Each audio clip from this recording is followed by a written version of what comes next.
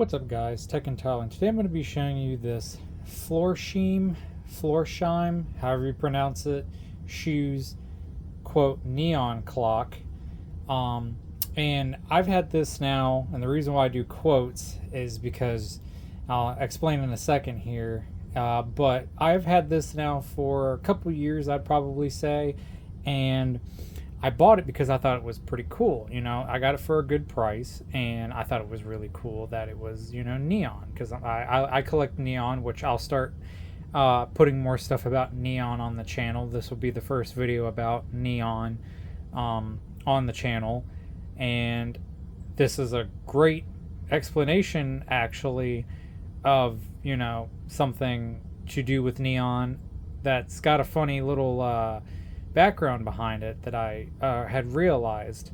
So this clock I've had, like I said, for a couple years now, and I've had it hanging on the wall down here in my workshop for years. And then, well, I decided to get rid of it, kind of sell it, let somebody else enjoy it so I can, use whatever money that I was going to sell it for on a different project. Well, I've had it up for sale now for months and months and months, and I've had a couple of people interested in it, but nobody really wanted it that bad, it seems. So I decided to not actually sell it and keep it. And so I was like, okay, I'm going to open this up, because I was kind of curious the whole time of having it, why it has, white behind it glowing here, and then green glowing here. But then this section here, which I don't know if it shows up in video, doesn't really light up that good at all. So I was curious. So I opened it up, and to my surprise, I found something in here that's quite funny and also quite surprising. And I've also Googled this clock, and there's not many images about this clock online.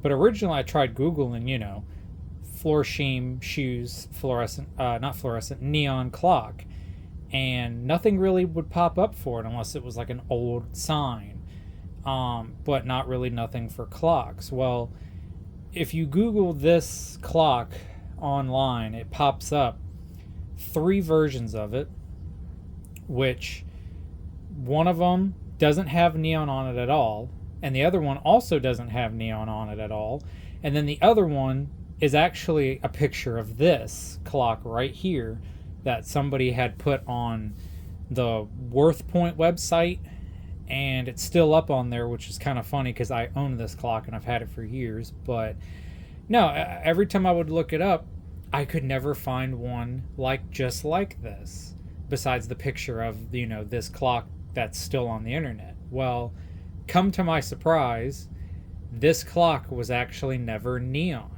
It's not supposed to be neon. Somebody had converted it to neon, and it never clicked to me that it was never actually a neon clock until I really started looking at it and going, you know what? That actually makes a lot of sense now. And I'm surprised that I didn't realize it till, recently, that this was never actually neon. It was originally fluorescent lit, not neon lit. And I think it's hilarious that it's not supposed to be neon, but it's also really cool that somebody converted it to neon, which means that somebody back then really liked this clock and had decided to take the time to customize it and put a full, blue neon border all the way around it here. And I think it looks cool, but the inside of it is interesting how they did it, and it's not how you're supposed to do it, and it's quite dangerous actually how they did it, and I'll show you why. So to start off, how to open this clock up, first what I'm going to do is I'm going to unplug the clock here, and then what you need to do is you need to take off the hands for the clock. So I already have everything loosened up because of me opening it previously, but what you're supposed to do, and I have to fix these arms because the little screw on bolt here, the little nut on the arm here, is all bent up. But what you do is you gotta undo this, which here's the the little nut that's attached to it, it's riveted on here, and so I'm gonna have to kind of crimp down that rivet more and then retouch up the paint here, because it's all, as you can tell, it's all bent up and messed up there. But you take the seconds hand off, and then there would be another little nut here that you have to take off, which allows you to take the minutes hand off, like easily like that. It just slips right through this cutout there, and then you can take the hour hand off, and then once you take that off, it's freed. The plastic piece here is freed from the clock motor, but you also have to take out 4 screws, which there's one here, here, here, and here. And once you take that off, it allows you to remove this entire wood trim frame here, and then you can get inside of it, and that allows you to pull this plexi piece off the front of it, which, let me lay this down here.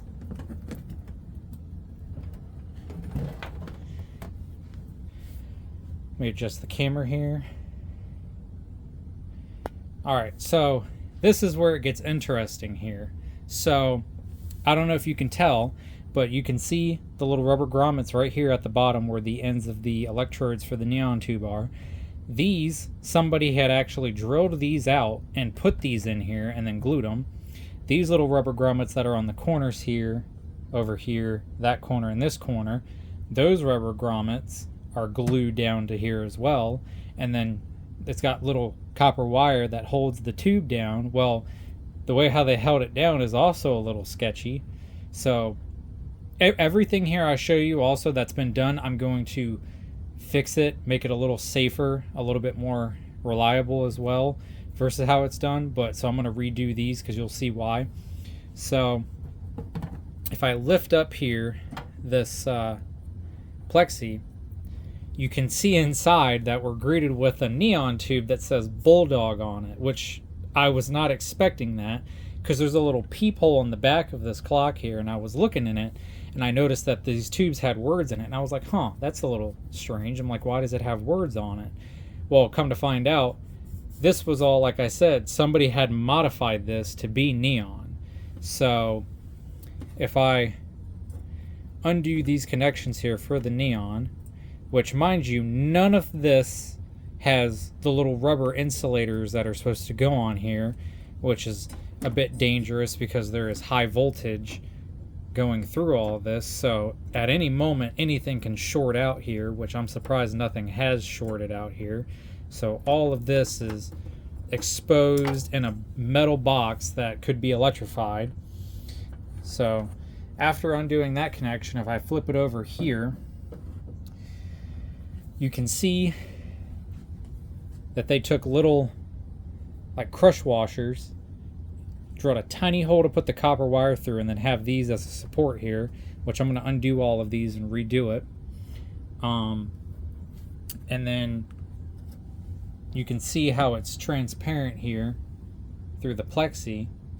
So there's a little couple of spots on here I'm going to have to touch up eventually at some point because it's see-through, and if I'm going to convert this back to its original form, then I'm going to have to fix the little blemishes on the words to make it so that way it doesn't, you know, bleed light through. But as we can see inside of here, that we have, like I said, the neon tube here that says Bulldog. This is what glows white. And then we have another neon tube up here that says Cerveza, which is for a beer, and so is the Bulldog is for a beer. Somebody had put 2 pieces of neon from different signs in here. They had glued cardboard to the back of this to hold this, and then they put little screw-in hooks. Let me take the camera off here and I'll show you a little closer. They took hooks for hanging stuff and had glued that to the cardboard on different ends here, and to hold it to the cardboard so they can, you know, get it to be secure to this. And if we look right here, I'm surprised that this honestly works, because look at this connection. They took one of those like eyelid connectors and crimped it down and just had this over it, which that's not a good connection right there either, so I'm surprised that it works. This transformer right here is not, not supposed to be in here either. So the bolts that they had bolted on the side of it here aren't supposed to be here. None of this is supposed to be here. So this came out of something else and someone put it in here, obviously. The clock motor is original, so that's the only thing in here that is original. And if you take a look as well, you maybe be able to see here a shadow of something that used to be here. Well, right here is where that fluorescent ballast would be. This was originally a fluorescent sign, which makes sense for why it's plexi. So I'm going to eventually take this and gut it from all the neon stuff, except for the blue border. I'm going to keep the blue border on it because I think it's cool. Plus, if I take it out, there's just going to be 2 holes in the bottom of it. So I like the blue border. I'm going to keep the blue border on it, but I'm going to take this neon tube out and that neon tube out, get rid of it, and I'm going to reconvert it back to fluorescent. And the tubes that I'm assuming would have been inside of this originally would have been F15 T8 bulbs, because F20 doesn't fit in it. A U bulb, like an F40 U bulb, doesn't fit in it. So it's going to need to have a F15 T8 bulb put in it, which, let me grab one really quickly out of a fixture.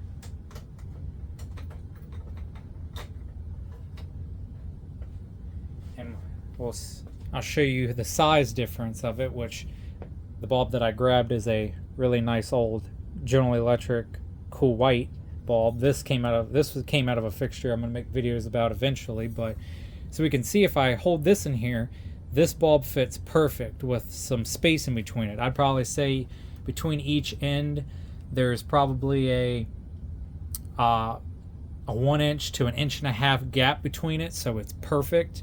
So what I'm going to do is I'm going to put one here, and I'm going to put one here, and then I'm going to take this neon transformer and I'm going to remount this to the top of here so that the weight of it is more even as well, because this transformer, being as heavy as it is on the side of it, makes it not want to stay up. It wants to kind of make it crooked.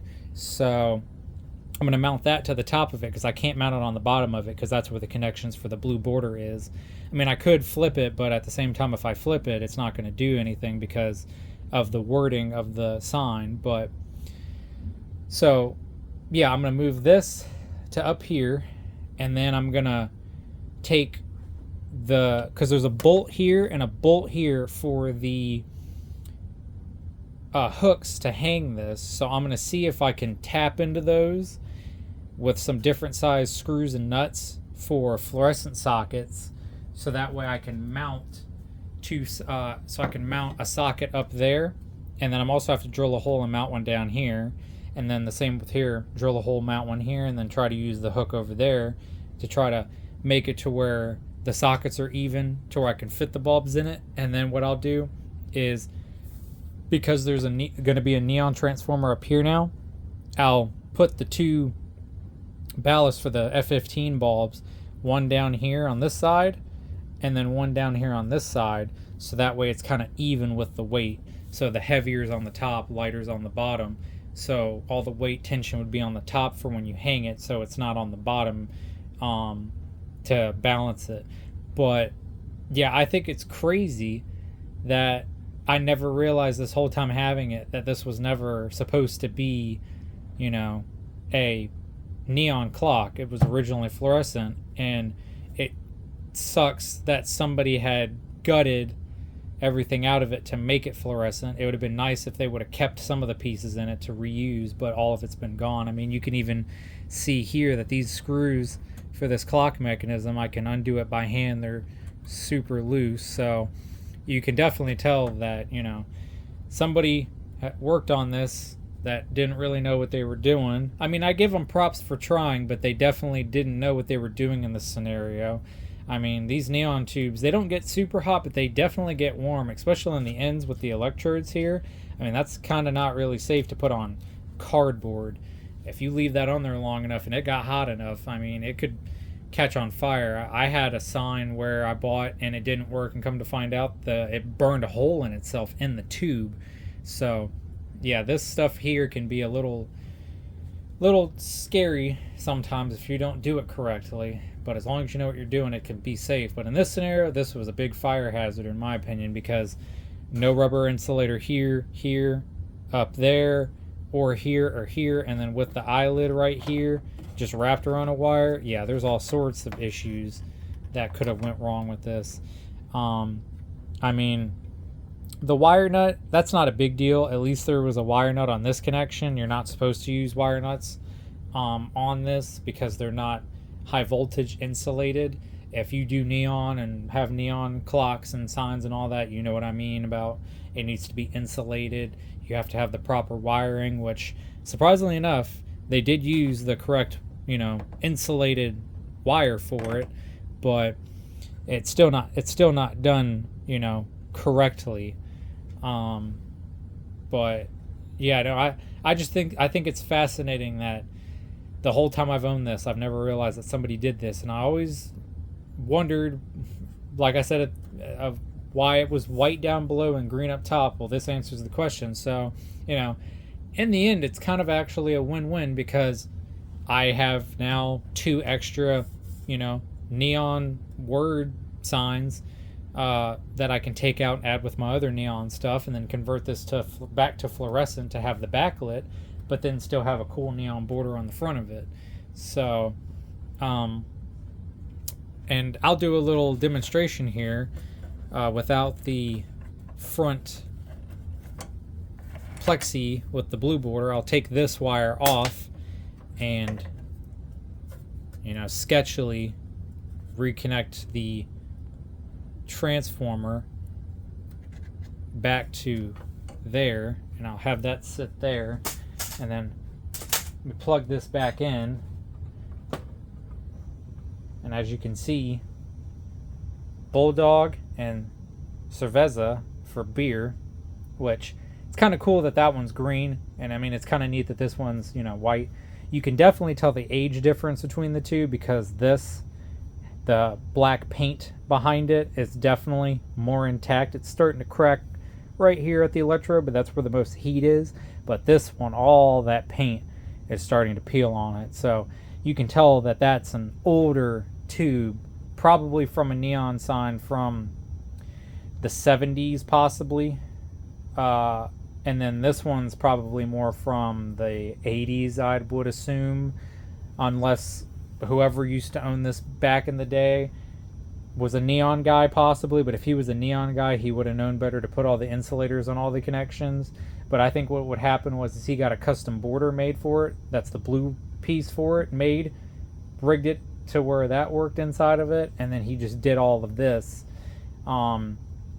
by either getting from maybe the shop that he got that piece from made for it, and just was like, hey, you got any extra neon pieces that are no good or y'all aren't going to use, and maybe gave this to him, or maybe he had some signs that didn't work and decided to use the parts from it. I don't really know, but overall I think it's quite interesting that somebody did it. I think it's kind of neat that somebody did it.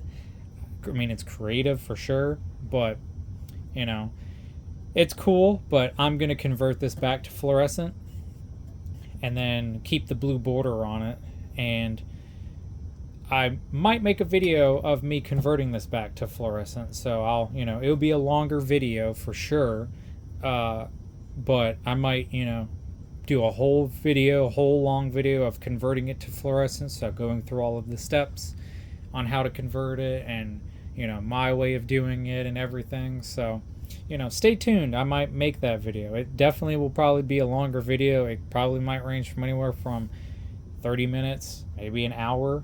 But if that's something y'all would definitely like to see, put in the comments that you'd be interested in watching a longer video on converting this.